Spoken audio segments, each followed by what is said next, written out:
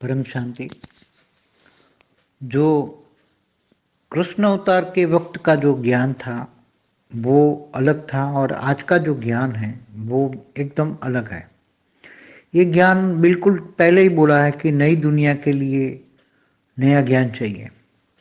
अब नई दुनिया मतलब एकदम नई दुनिया मतलब जो कोई सोच भी नहीं सकता ऐसा। और जो बीके में गए इनको वाणियों में पता है कि बेहद का बाप बेहद के बच्चों से बेहद की बातें करता है। तो यहाँ बेहद का ज्ञान देकर बेहद का विश्व परिवर्तन, यह आत्माओं की मुक्ति, जीवन मुक्ति का कार्य होना है। आज तक कभी न किसी ने सोचा, न समझा, न ऐसा ज्ञान दिया, क्योंकि जब तक आत्माओं की मुक्ति नहीं देंगे तब तक ये दुनिया नहीं बदलेगी। और यहाँ कोई केवल एक धरती की नहीं, एक ब्रह्मांड या गैलेक्सी या यूनिवर्स या ग्रेट यूनिवर्स या ग्रेट ग्रेट नहीं, मल्टीवर्स की बात है। क्योंकि बेहद के ज्ञान के आधार से दूसरे जो ग्रेट मल्टीवर्स हैं उसमें, दूसरे मल्टीवर्स में तो परम तत्वों की दुनिया है, अमर लोक है, मृत्यु लोक नहीं है। वहाँ केवल एक ही मल्टीवर्स में जहाँ सोलर सिस्टम है वहाँ स्थूल वतन में मृत्यु लोक है। तो ऐसी दुनिया नहीं चल सकती, इसलिए पूरा परिवर्तन के लिए असंभव कार्य है। जो असंभव कार्य को संभव करना है हर कोई आत्मा को, चाहे कोई भी आत्मा हो, चाहे 33 कोटि देवता वाली हो या बेहद की हो, उनको पहले ज्ञान लेना पड़ेगा, ज्ञान समझना पड़ेगा, अंत में सब ज्ञान चलेगा। अंत में सभी दुनिया की हर चैनलों में अंत में ज्ञान चलेगा, केवल ज्ञान ही होगा हर जगह। तो नई दुनिया के लिए नया ज्ञान देखेंगे, सोचेंगे और सभी ज्ञान लेकर योग करेंगे, आत्मस्वरूप में स्थित हो गए और परम शांति के वायुमंडल से परम शांति भरेंगे, लोगों को परम शांति मिलेगी और फिर अंत में परम शांति के साथ परम लाइट जाएगी तो वायुमंडल में पावर भरेगा, तो सभी आत्माओं को मुक्ति, जीवन मुक्ति मिलेंगी। पहले भारत में परम शांति डालेंगे, फिर धीरे धीरे भारत में ही मुक्ति, जीवन मुक्ति का कार्य चलेगा, फिर पूरी धरती पर चलेगा, फिर धीरे धीरे पूरे ब्रह्मांड में, फिर गैलेक्सी, यूनिवर्स, फिर मल्टीवर्स में चलेगा। तो ये बिल्कुल नई दुनिया के लिए नया ज्ञान है। कृष्ण अवतार में तो ज्ञान था ही नहीं, कृष्ण अवतार में तो ज्ञान था ही नहीं, इसलिए नई दुनिया, पूरी नई दुनिया बनाना है। और ये ज्ञान जो असंभव कार्य है, असंभव कार्य क्या है? आत्मस्वरूप में स्थित होकर परम शांति के वाइब्रेशन फैलाना। और ये भी गर्भ गृहस्थ में रहकर, यहाँ गृहस्थाश्रम हमेशा श्रेष्ठ बना है। गर्भ गृहस्थ वाली आत्मा ही गर्भ गृहस्थ में बैठकर कर्मयोगी बन के ये कार्य करेगी। तो बेहद की आत्मा हो चाहे 33 कोटि वाली हो, उनको ज्ञान तो पहले ही सब्जेक्ट है, ज्ञान पहले ज्ञान लेना पड़ेगा। बेहद का ज्ञान, बेहद के विश्व का ज्ञान पहला सब्जेक्ट है, ज्ञान बेहद का ज्ञान, बेहद का परम ज्ञान लेकर योग लगाएंगे और योग बल से परम शांति के वाइब्रेशन फैला के सभी आत्माओं को मुक्ति, जीवन मुक्ति देंगे। इसलिए ये ज्ञान मार्ग है। ये कृष्ण अवतार में ये ज्ञान नहीं था, इस बार नया ज्ञान है। नया ज्ञान सोचा, वो समझा, ये नया ज्ञान उतारने में बहुत मेहनत लगी। जो हमेशा जो अवतार होते हैं वो निराकारी, आकारी और साकारी तीनों होते हैं।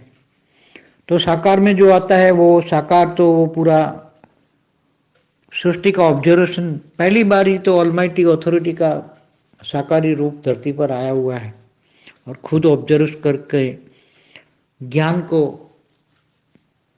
धरती पर उतार के विश्व परिवर्तन का कौन सा क्या कार्य करना चाहिए, तो विश्व परिवर्तन, समग्र मल्टीवर्स को बदलना है, मृत्युलोक नहीं बनाना है, मृत्युलोक को अमरलोक बनाना है, हमेशा परम लाइट की दुनिया बनानी है। कहीं भी कभी भी मृत्युलोक ना बने, अविनाशी अमरलोक बनाना है पूरे मल्टीवर्स को। तो सारा ज्ञान, बेहद का ज्ञान दिया, बेहद का ज्ञान, बेहद की परिवर्तन की प्रोसेस, बेहद का विश्व परिवर्तन, बेहद का महाविश्व परिवर्तन। इसलिए ये बिल्कुल नई बात है। नई बात समझ में आना सबकी धीरे धीरे समझ में आएगा, धीरे धीरे ज्ञान बढ़ेगा।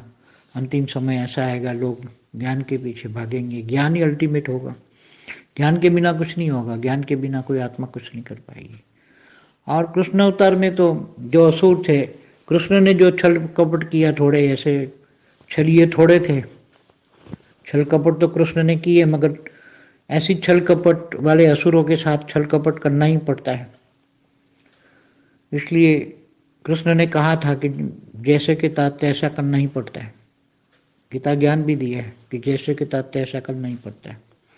तो यहाँ तो ज़्यादातर आप धरती पर देख सकते हो, अनेक धर्म मठ पंच संप्रदाय की आत्मा आई हैं, आपस में ही लड़ रही हैं और थर्ड वर्ल्ड वॉर की तैयारी हो रही है। तो परम शांति के वाइब्रेशन धीरे धीरे नहीं फैलाएंगे तो थर्ड वर्ल्ड वॉर हुआ तो क्या हालत होगी, ये सोच सकते हैं। परमाणु बम फटेंगे तो क्या होगा, न्यूक्लियर बम, हाइड्रोजन बम फटेंगे तो क्या होगा। तो आत्मा तो रहेगी, आत्मा फिर क्या हालत होगी, आत्माओं की हालत क्या होगी, आत्मा जब मरती हैं तो क्या हालत होगी। इसलिए इनसे पहले धीरे धीरे परिवर्तन की प्रोसेस पूरी कर देंगे, धीरे धीरे हो जाएगा सब। ये सब थर्ड वर्ल्ड वॉर की आहट देखेंगे, सब ज्ञान ढूंढेंगे बचने के लिए, सब परिवर्तन करेंगे, सब अच्छा होगा, बहुत बढ़िया होगा। हमारे लिए तो अकल्याण में भी कल्याण है, जो होता है अकल्याण, अकल्याण में भी कल्याण है। कोरोना सबको जगा के गया, चेतना थोड़ी सबकी जगाई। अब आगे चलकर जो परिस्थिति आने वाली है, सब परिस्थिति सबको जगाएगी। अब समय समय सबका टीचर बनेगा, समय सबको जगाएगा, समय सबका टीचर बनेगा और समय सबको ज्ञान की ओर लाएगा, खींच के लाएगा और सब ज्ञान की ओर भागेंगे, योग करेंगे और स्व परिवर्तन करेंगे। आज तक जो भी कभी भी कार्य नहीं हुआ, असंभव कार्य वो करना है। मतलब कि ब्रह्मांड तो चलते रहते थे हमेशा, ब्रह्मांडों में अर्ध प्रलय, प्रलय, कल्प प्रलय, महाकल्प प्रलय, महाकाल प्रलय, सब ब्रह्मांड महाब्रह्मांड सब होता रहता था। तो प्रतिपल अनंत आनंद ब्रह्मांड बनते थे, बिगड़ते थे। मगर अभी न ब्रह्मांड रहेगा, न महाब्रह्मांड रहेगा, न परम महाब्रह्मांड रहेगा। G7 तक तो सब मुक्त हो जाएंगे।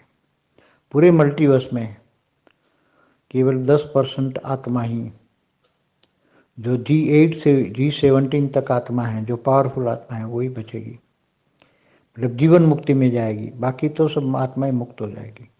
इसलिए पूरा मल्टीवर्स बदलने का प्लान है। इसलिए पूरा मल्टीवर्स आज तक न कभी किसी ने सोचा था, पूरा मल्टीवर्स कब से गिर गया है, तो अभी न कभी किसी ने सोचा, न ऐसा कोई प्लान बनाया, कोई सोच भी नहीं सकता। केवल एक ब्रह्मांड की बात भी नहीं सोच सकता है, एक सोलर सिस्टम को परिवर्तन या गैलेक्सी को परिवर्तन करना, उसको अविनाशी परम धाम बनाना, अविनाशी जिसका विनाश ना हो, मृत्यु लोक को अमर लोक बनाना, वो कोई सोच भी नहीं सकता।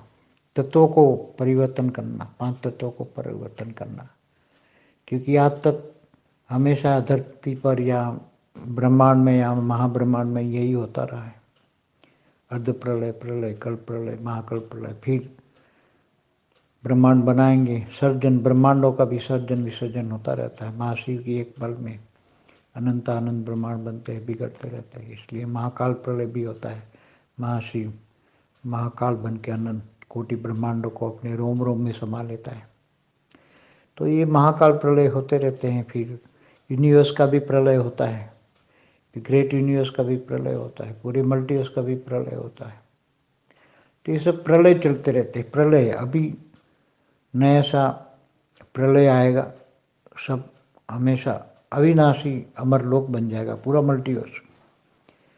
इसलिए ये ऐसा कभी न किसी ने ज्ञान दिया, न सोचा, न समझा, न कभी हुआ किसी ने किया। इसलिए ये नई दुनिया है के लिए नया ज्ञान है, बिल्कुल नया ज्ञान है। और असंभव कार्य दुनिया को समझ में नहीं आएगा, उनको असंभव कार्य लगेगा, मगर बाद में धीरे धीरे लोग ज्ञान में उठते जाएंगे, जागते जाएंगे, आत्मस्वरूप बनेंगे, आत्मस्वरूप की अनुभूति करेंगे और परम शांति के वाइब्रेशन जाएंगे। तो परम शांति के वाइब्रेशन से पूरी दुनिया का वाइब्रेशन बदल जाएगा, सब बदल जाएगा। बदलते हुए नज़ारे देखेंगे योग बल से, तब सब जाग जाएंगे। परम शांति।